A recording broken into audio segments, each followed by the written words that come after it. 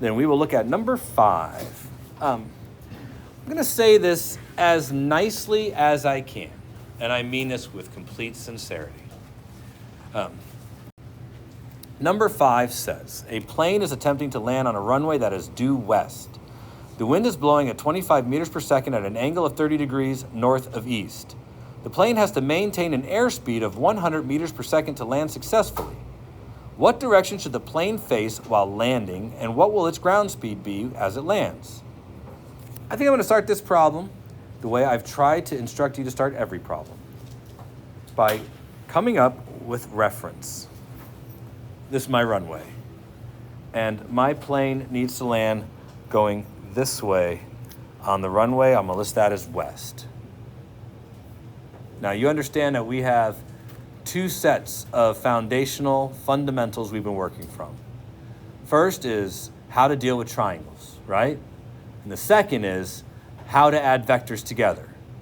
So the big picture here is I convert all of my vectors from polar to rectangular, and then I add like components, and then I convert my result back into polar, right? That's what we do. That's how you add vectors together. Now, converting is its own set of things to do, right?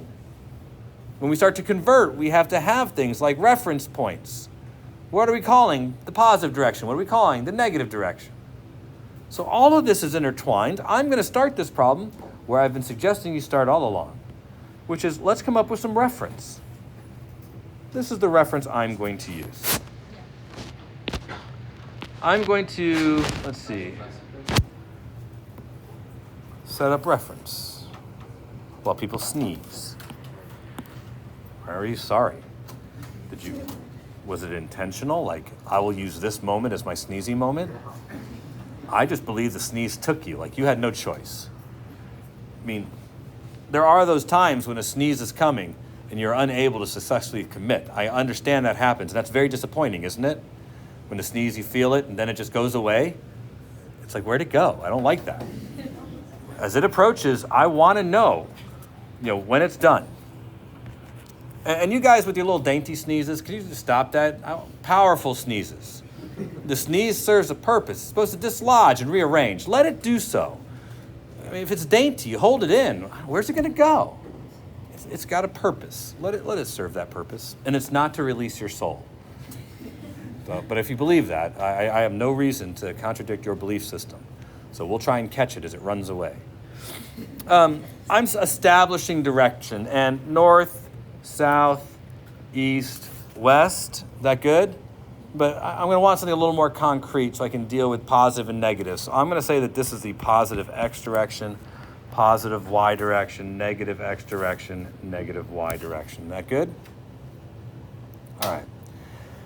There are 2 vectors. They describe them in the problem. The first vector is the vector for wind. I'm going to draw it in first. So the wind is 25 meters per second, 30 degrees north of east. 25 meters per second, 30 degrees north of east. The wind. 25 meters per second, 30 degrees north of east. All good? Excellent. The next vector is the plane as it travels through the air.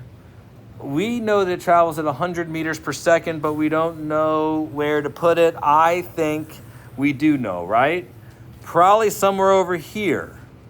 We want the plane to land so that it's going due west.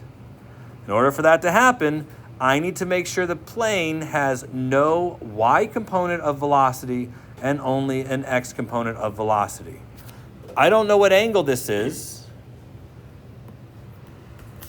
theta, but I know this has to be 100 meters per second relative to the air. Any question about any of the decisions made here? All righty.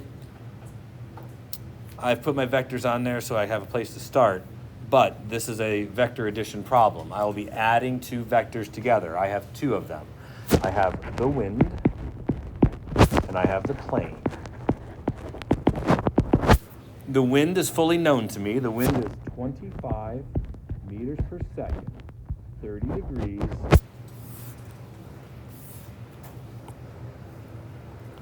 Oops. What am I doing? What am I doing? Expect better of your teachers. Expect better. You deserve better. 30 degrees north of east. There we go. The plane, 100 meters per second. Unknown angle south of west. Okay. Any decisions here that have been made that you don't understand? So the drawing is a useful thing for me. I'm going to use this. You guys who just like to do it all in your head, great. Not necessary, right? All the scratch paper in the world exists to serve your needs. Let it. I draw it all out here. This is not just because I think it's pretty for you to see it. I expect you to do this. Especially if you're saying, I don't know what I'm doing. Do you know why I drew the arrows the way I did? If you do, then why didn't you draw the arrows the same? But I need to go to the next step, which is step 1 of adding vectors together. Convert all polar vectors to rectangular. I already have a unified coordinate system that has x and y, so I'm going to use the fact that I have x and y as my coordinate system. I'm going to convert each of these vectors into x and y components. So I'm going to start with the first one, the wind. I think there's going to be a horizontal component along the negative x direction, and I believe there'll be a vertical component along the positive y direction. I'm drawing that in because I think that's what this is going to look like. Right? I need to break it up into components, which when we did this earlier meant creating a triangle that we could use to find the sides. And then those sides would be the parts of the velocity or the displacement or whatever in each of the dimensions that's described.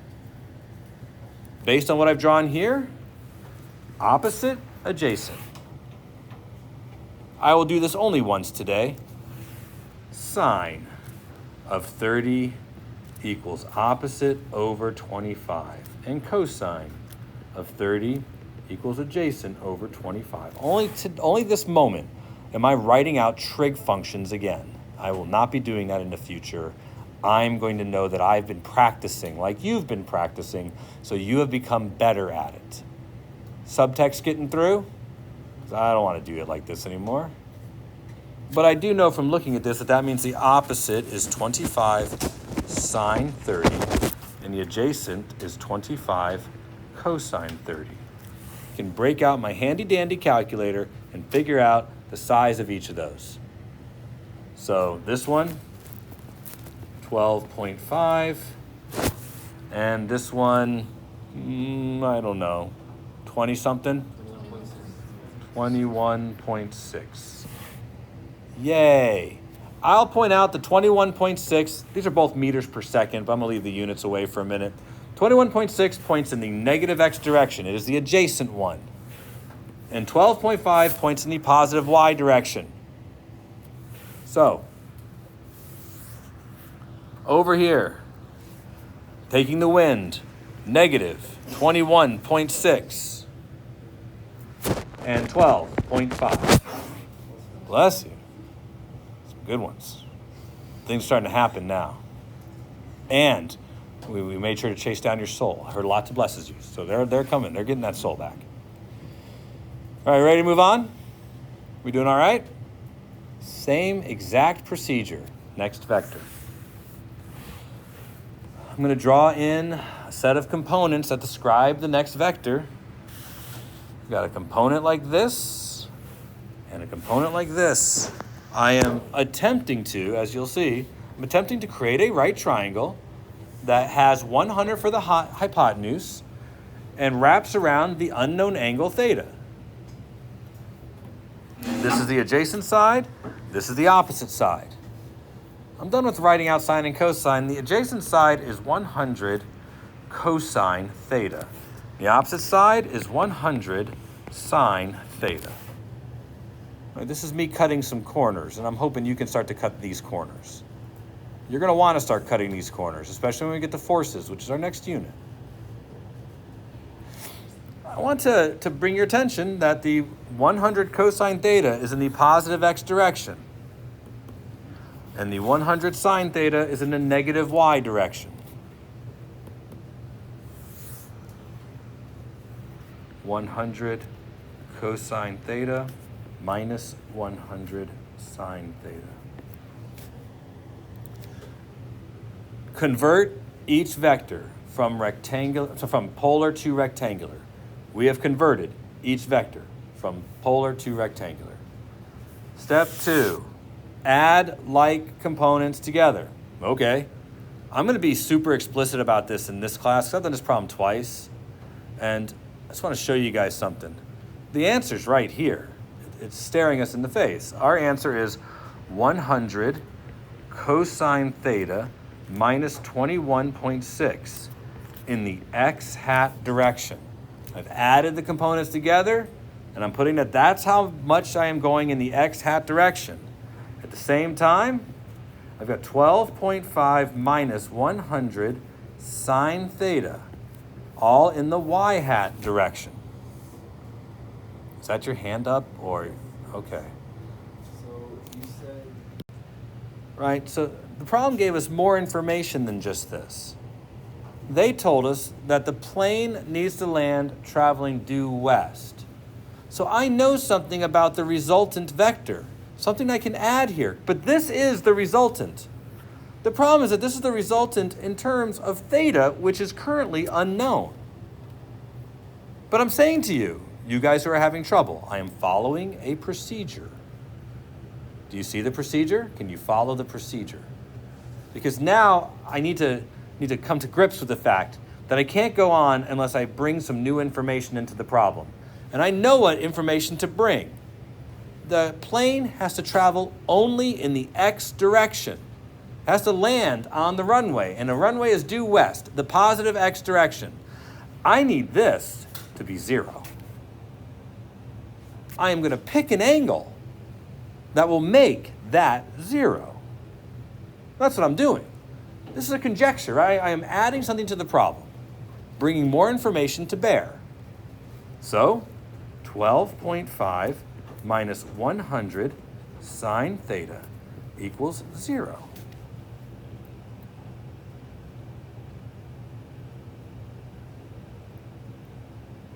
So it looks like to me sine theta is 0.125. I just divided 12.5 by 100. And now I need to find the inverse sine to get what this angle is. Again, just trig. So 0.125 inverse sine. I got 7.2 degrees. Now look, this answers the first question. The plane must have a airspeed of 100 meters per second and a heading of 7.2 degrees south of west. Right? That's not how fast the plane is going along the ground. This is the airspeed of the plane. We didn't have the angle before. We have the angle now. But that also means that this component is 0. So the only component left of the resultant is this component. If I want to know the resultant ground speed, I need to rationalize this and get a decimal. So let's do so. That'll be 100 cosine 7.2 minus 21.6 in the x hat direction. Well, that's going to need the old calculator again. So cosine times 100 minus 21.6, 77.6.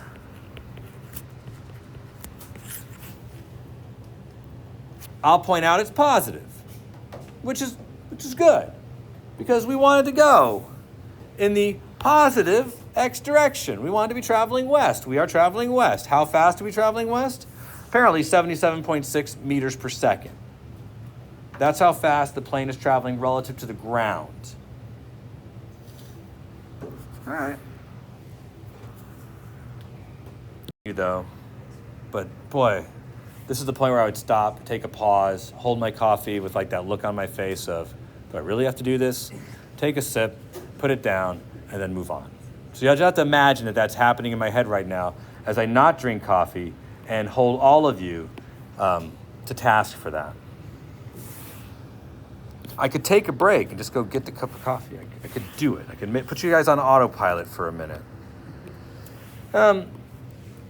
Coordinate system. Again, starting every problem exactly the same. North, positive y. East, positive x. South, a negative y. And west, a negative x. Those are my choices. I'm going to do something at the beginning of this problem to maybe help us stage the problem. The person is given a treasure map. They're given 4 directions, and they want to cut to the chase and just go directly to where the treasure is. So they're going to add up all the vectors and find out the direct route to the treasure. So the least fun way to follow a treasure chest map, right? The most fun way is to do what the treasure map says to do. But maybe this is just, it's physics. It's a fun sucker. We take all the fun away. So, vector number 1. Walk north 10 meters. Vector number 2. Bless you. Way to go. It's contagious now. Started with 1 and now we got 2. All right. Let's see, 15 meters at 30 degrees east of north. Oops, I don't want to do that. 15 meters, 30 degrees east of north. 8 meters, 20 degrees west of north. 8 meters, 20 degrees west of north. 12 meters southwest. 12 meters southwest. It's a question mark. Those are my 4 vectors. Good? I want the result. I want the direct route. So, I see 4 vectors. I see vector 1, 10 meters north. I see vector 2, 15 meters, 30 degrees east of north. I see vector 3, 8 meters, 20 degrees west of north. And I see vector 4, 12 meters, 45 degrees south of west. 4 vectors. I must convert each vector from polar to rectangular. So I'm just setting up that little chart. You know, I don't talk about setting up the chart. I assume that because you're watching me do this, you're doing something similar.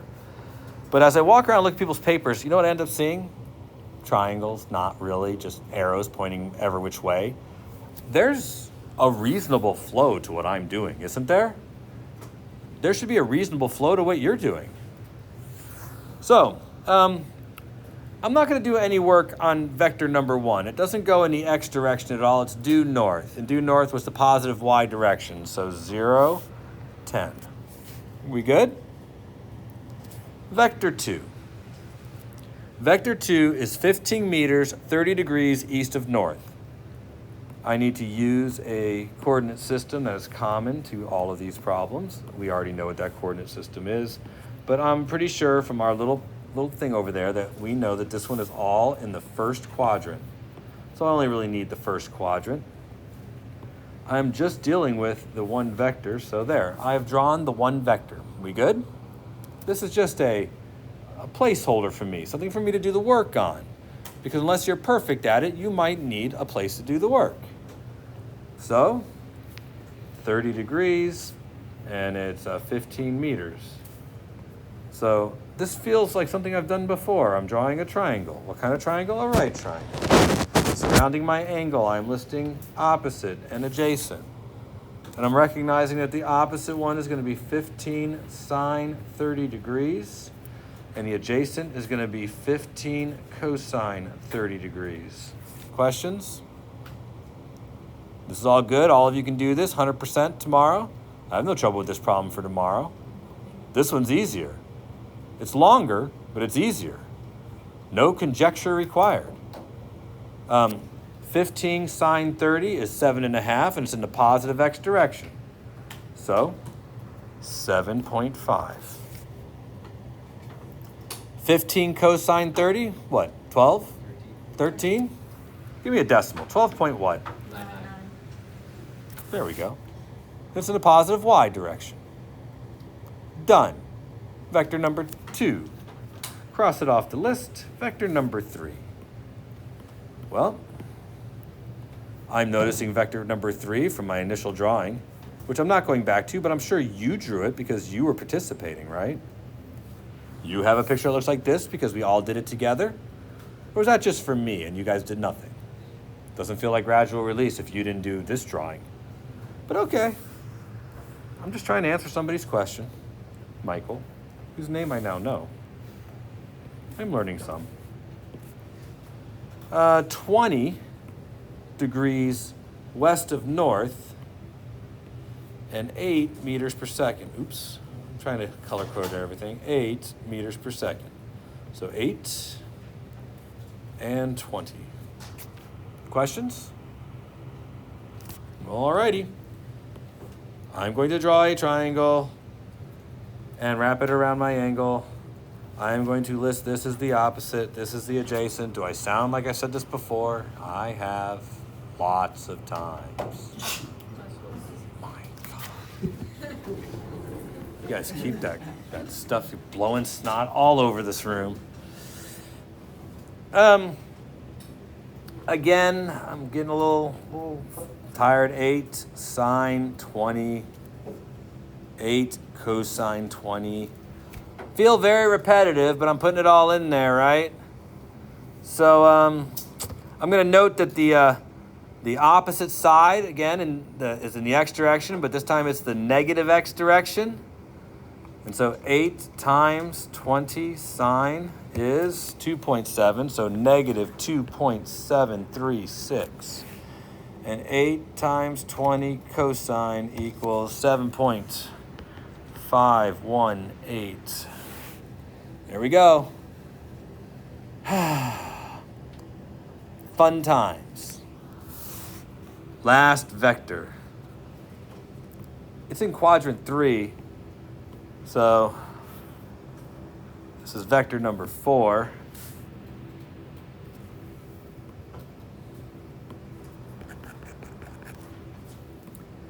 And luckily I only got to do this one once because it's 45 degrees and we all know that 45 degrees gives you the same sine and cosine. But I still feel as though, because I'm looking at the face of people I know aren't really doing this, they're just looking at me with those like just totally lost eyes. Love looking at that. Adjacent, opposite. And this is 12. So this is 12 sine 45. And this one is 12 cosine 45. Both will be negative, right? Because we're in quadrant 3. So 12 times 45 sine is, yay, 8.485. 8.485, both negative. Convert each vector from polar to rectangular. Use a common reference frame. Decide on positive and negative. We have done so. Yay, us. And by us, I mean me. So, moving on. Step 2. Add. This is something you can all get behind, right? You're just adding four numbers together. Well, some of them are positive, some of them are negative, but you're just adding four numbers together. Be careful.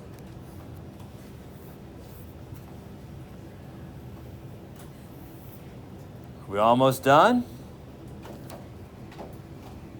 I am dripping with anticipation. Or maybe that's just all the particulate matter you guys have projected into the air. What's so funny? You laughing at me? You got a problem?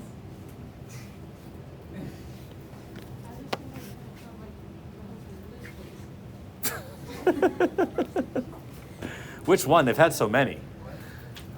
The one with the white thing on the aliens? I don't know. There's a lot of those guys. I think we'd have the whole Blue's Clues multiverse, right? I'm like, oh my god. Do they all play the same Steve, or are they all different Steves?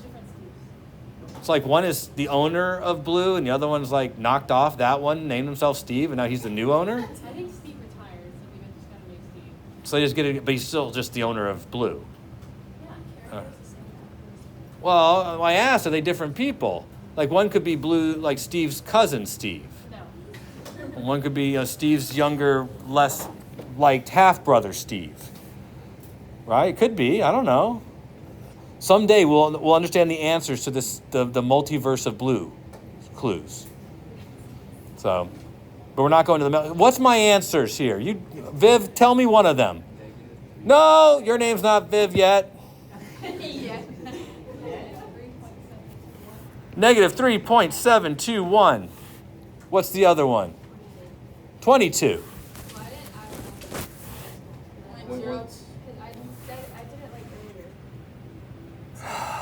What you got? 0.123. There, see? Yeah. All right. God, I'm tired of doing this. Just for the record, this is just so agonizingly, mind-numbingly dull. And to everybody who can do this, yay! All right, so two components here. One of them this way, and one of them this way. You see why I did that? Understand that this is not the answer. But I saw this on papers in this room yesterday. So you do this tomorrow, knowing I called it out right now. I'm putting yours up on the bulletin board. That way everybody can see it. So, you either do this, that'll work, right? Or you do this. That'll work too, right? I'm going to leave this one. I have no reason to do either one of them. This is 3.721, and this is 22.123. Those are my two vectors. So now we're just going to finish this problem up by drawing in my resultant. And I know that you guys can figure out the hypotenuse. It's the one thing you could do. Good afternoon. You are smart. You guys are all way smarter than me. I have the advantage of being ahead of you, not being smarter than you. Don't ever mistake knowing things for being smart. There's a difference. Being smart means you can find out and learn new things. But knowing things is not enough. Are we done yet? Because I'm going to use the tangent of theta, where this is theta, to figure out what the angle happens to be. All right, so we need the angle. We also need the hypotenuse, but you guys had that the first day I put a triangle up there because you all remembered the Pythagorean theorem. It's like 22 point something, right? 22.3, it's not gonna be much different. But the angle, that, we need that one. So inverse tangent of this, whatever, what's the angle? Don't make me do the math. What? 5? 9.54 degrees. We are not done. We have all the pieces to be done. We must walk 22.3 meters at an angle of 9.5 degrees west of north. How far away is the treasure from where you're standing? 22.3 meters. All right. So our next unit is projectiles. I want to be very clear that whether or not the bell rings or not, I wanted to have started projectiles, at least defined it and given us some information. So tomorrow I'll have to move at a slightly faster pace after I reserve the first 10 minutes to see how capable you are.